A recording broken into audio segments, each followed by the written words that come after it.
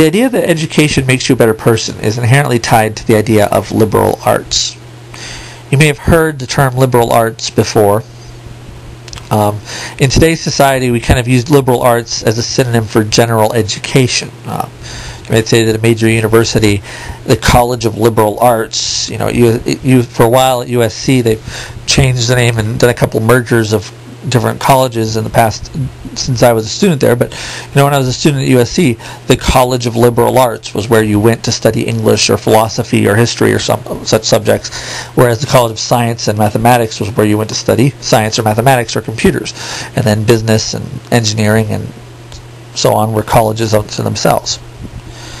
Or you may hear about a college being a liberal arts college, meaning that usually, for example, Columbia College, a lot of times small colleges like Columbia College are called liberal arts schools because they're not really particularly known for any, being engineering or agriculture or business or anything like that. They're not particularly known for any practical, quote-unquote, field.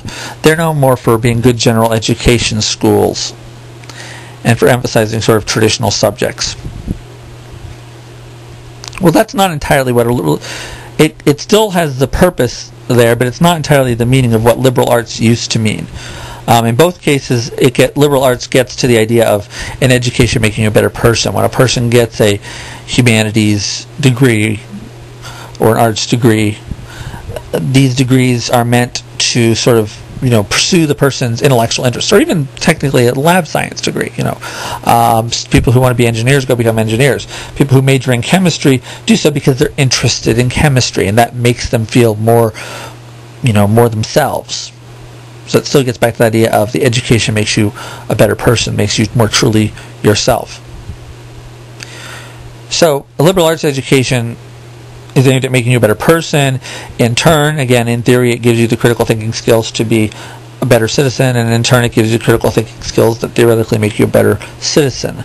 My sister majored in history and chemistry in college, and she is now a certified engineer and a plant engineer and very successful in her career.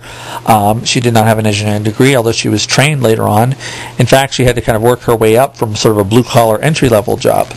But her intellectual background, when she went out in the workforce and had to start off as a kind of a blue-collar job anyway, where other people would have stayed in that sort of blue-collar job, she worked her way up the ladder because she had that degree and that intellectual background. Now, the term liberal arts goes back to two understandings of those words in ancient Greece. Liberal, in the sense of liberal arts, does not mean, what we would mean today as a political liberal. And even that term has several different meanings. But liberal in that sense means pertaining to the free. Okay?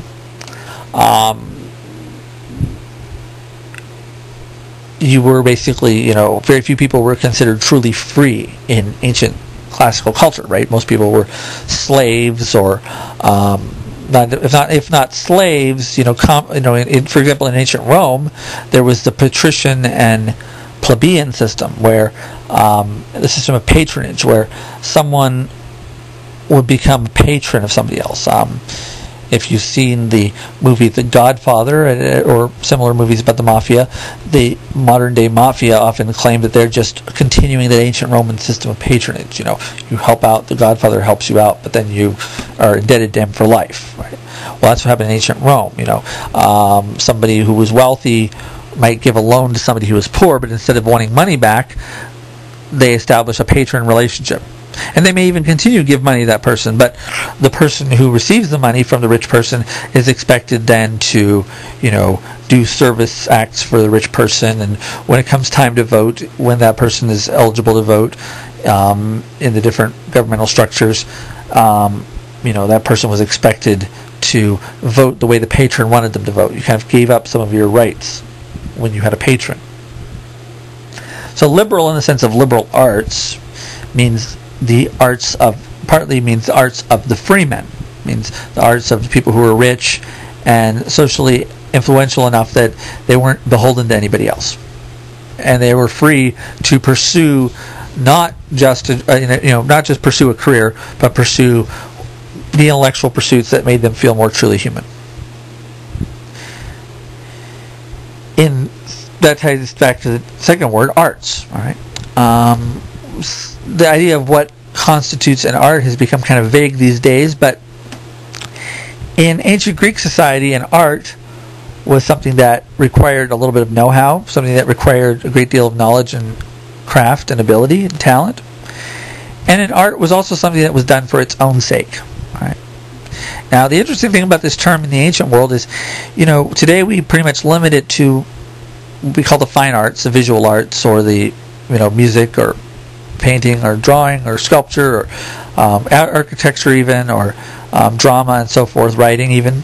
But we don't really say that today. We wouldn't really say that an engineer is an artist. We wouldn't really say that a general is an artist. But the ancient Greeks would. They would say that anybody who really, really knows a field is an artist. Okay, that to be an officer in the military is an art. To be a sailor is an art. That there are certain skills that the sailor has to learn very carefully, and learn, with skill and develop over years of time of study and practice. But the other meaning of art is that an art is something done for its own sake and created for its own sake. All right. So when we say that the sailor is an artist, again, it gives us this idea of what makes you truly you. When we say that a sailor is an artist, the sailor sails not just because it's a job, but because he really loves the sea. He really loves being at sea. We say that, a painter paints because she wants to paint. She has the need to recreate images on canvas or paper or whatever medium she happens to use, but she has the desire in her heart to create images, and she truly feels herself when she's painting. A writer is compelled to write. Flannery O'Connor, like many writers, sort of tends to criticize both critics and beginning writers for emphasizing things like theme and meaning and such in writing, because she wants people to realize that a true writer writes out of a compulsion, almost out of a need to create imaginary worlds or whatever, or to show in writing some glimpse of the author's mind. That in turn gets us back to this idea of symbols and how we convey meaning, but that's more for 102 at that level. But artists do what they do both because they develop this lifelong know-how in a subject, and they develop that lifelong know-how because it's what they love, because it makes them feel more truly themselves. Right? In turn, they do something when they do their art. All right, they make something. Usually, we think of arts and crafts. All right, we think of we live in a very manufactured society today. Everything's made of plastic or metal, right, or pressed wood. But in the old days, it was understood that the person who made furniture, a person who made leather, a person who made shoes or clothing, all these different things that were arts, they were artists or artisans or craftsmen. We use these different terms, but they all basically mean art. You look at old chairs, go to the museum. You see things at the museum that we recognize that were very useful objects that we recognize also for their beauty. Right? Alice Walker has a story called Everyday Use about this, about African American family where the mother and the one sister are still living in poverty, but the one daughter was able to quote unquote get out of the ghetto, and she went off and got an education and became successful in the world. And she comes back with sort of this 1970s attitude, and she's using kind of a made-up African name, not a made-up name, but given herself this name, and rejected the name her mother gave her as a slave name. But she looks back, and all these things at her mother's home, these handmade utensils and with no kitchen appliances, handmade butter churn and handmade quilts and things that are now considered folk art, but back then were just useful things. But the trick here is that the people who made them originally put a great deal of care and effort into making them, to making something quality, and to making something that would work well, last long, and look nice. Because it was believed back then that human beings had a certain innate dignity, that dignity was best expressed by making things worthy of that human dignity. That if it was worth the human being's time to make a chair, you made a chair that was worth making. If it was worth, if a human being was going to sit in that chair, the chair ought to have a certain dignity to it. So, chairs were made with these elaborate designs and things that we don't see anymore.